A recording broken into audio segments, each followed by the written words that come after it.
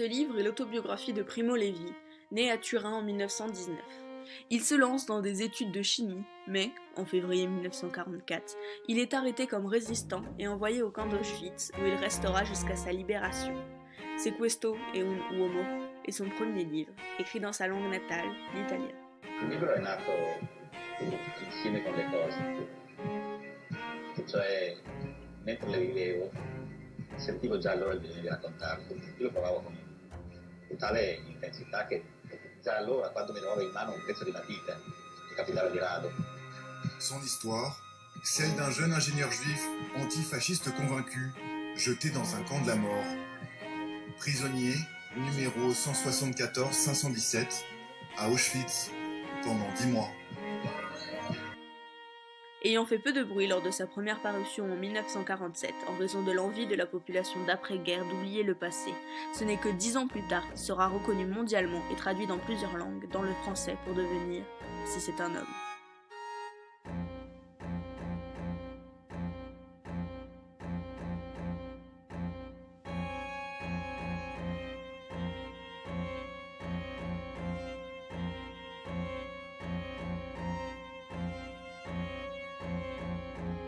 Le livre débute par l'arrestation de Lévi et son arrivée au camp. Nu, dépourvu de signes distinctifs, à l'exception du numéro 174-517 qui lui est tatoué, il se rend compte de l'horreur de ce qui se passe autour de lui, dans ce monde brutal et nouveau.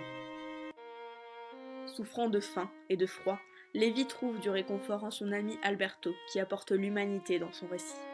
Parallèlement à cela, le marché noir, le vol, les stratagèmes et les manipulations, bien qu'illégaux, sont présents et presque obligatoires pour survivre, éviter le travail forcé, avoir de quoi se protéger du froid ou obtenir une ration supplémentaire. Lévi intègre un commando créé en chimie qui lui rappelle sa vie d'homme libre. Il pourra survivre à l'hiver.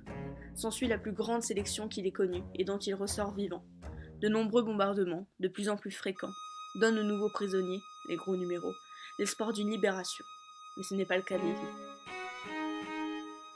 En janvier, il est mis en quarantaine à cause d'une scarlatine. Les Allemands fuient le camp avec les prisonniers valides. Il survit jusqu'à la libération du camp par les Soviétiques.